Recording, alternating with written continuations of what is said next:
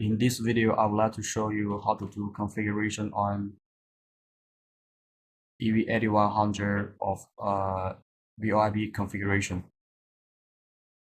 First, let's study the topology first. There is a dialer connected to the EV8100. I have set up a SIP server locally, and there is the other side. There is a VoIP, the VoIP client.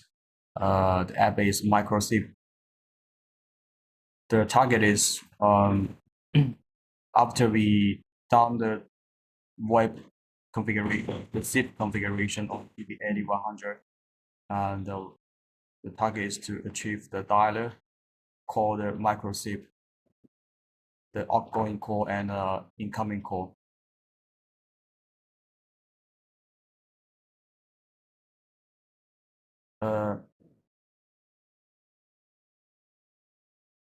I used the open source software OpenSIPs to set up the SIP server for testing.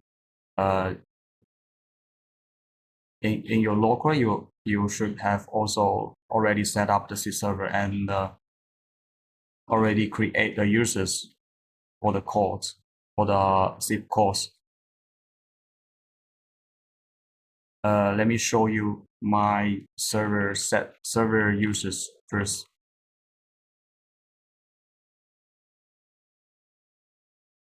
I've created 2 users. One is Robert, the other one is Alice. For these 2 users, the alias is the number, the phone number. 1000, the phone number 1000 corresponding to the username Robert, and 2000, phone number 2000 corresponding to Alice. And then I will use this phone number for calling, and use the username for registering the SIP server. Okay, let's go to the EV8100 voice call configuration. If you will use SIP, you can use SIP first. SIP first, that means if the VoIP connection is failed, it will automatically switch to VoLTE. Then go to SIP. By default, the SIP number and SIP account, this setting are blank.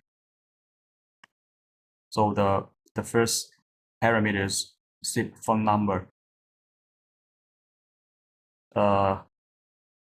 according to your created users, I will use the Alice account Alice reaches to the EV8100. The phone number of Alice is 2000. SIP account is Alice's account is the username is Alice,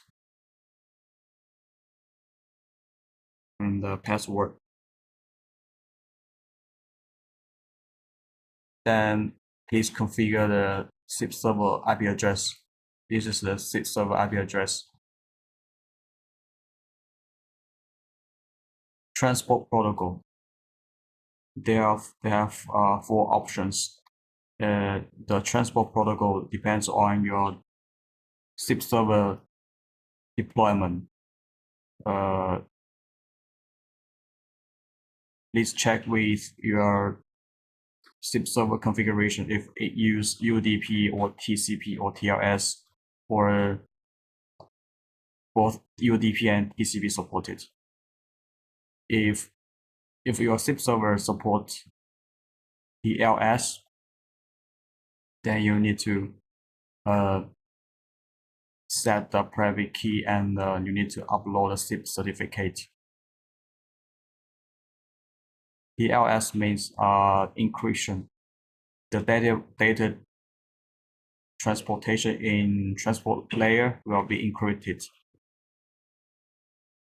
This is for security concern. Okay, let me continue the configuration. SIP account is its password. SIP server. My SIP server use UDP for transportation. And this is the SIP default port 5060. If your SIP server use another modified port, please configure it accordingly.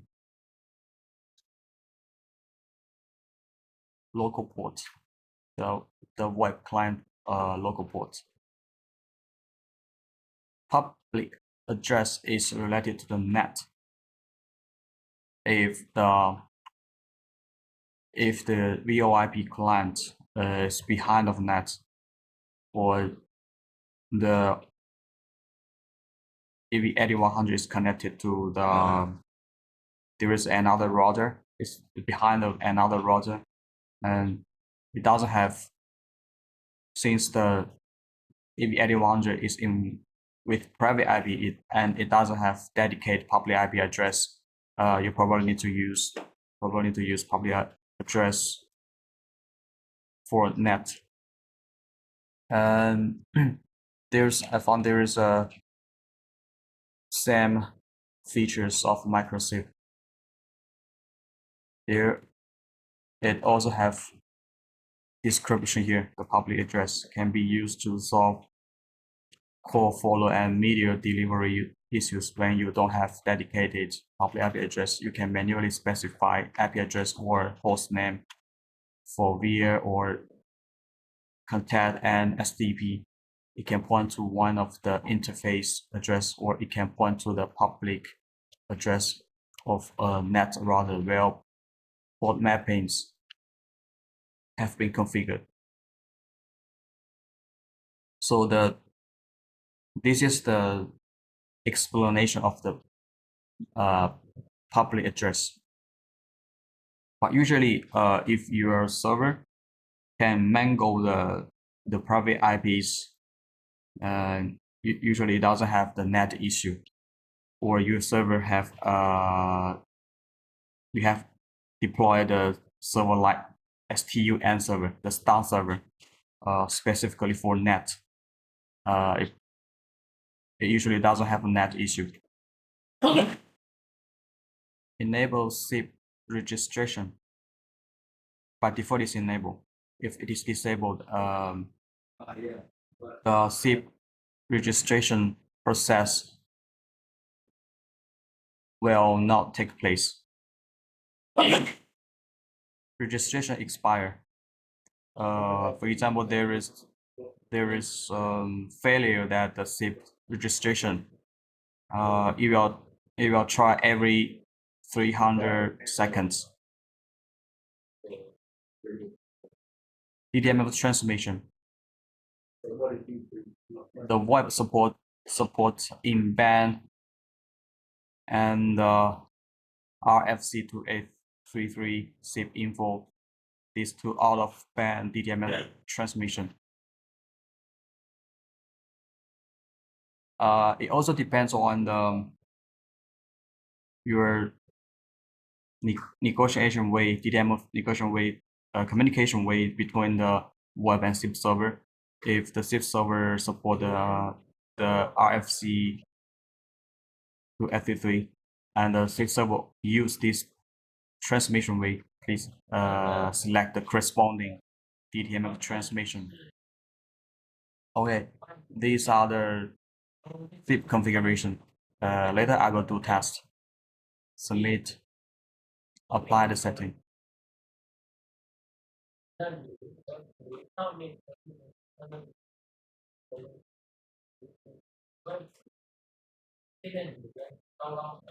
You can go to status tab to check if the SIP account registers to the server. Right now it's registered, and I already set up the other client, web client.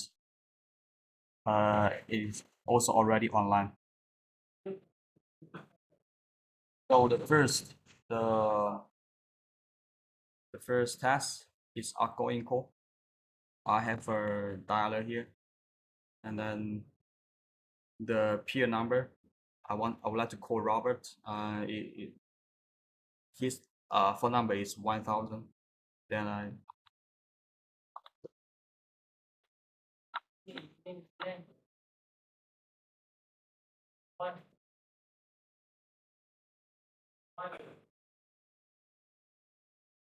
okay. So outgoing is working fine. The Robert can receive the phone call from Alice. And for incoming call, then you use this microSIP client to call Alice. Alice number is 2000.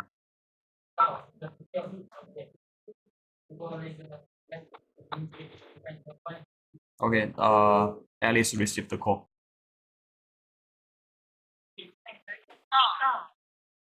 Hello, hello.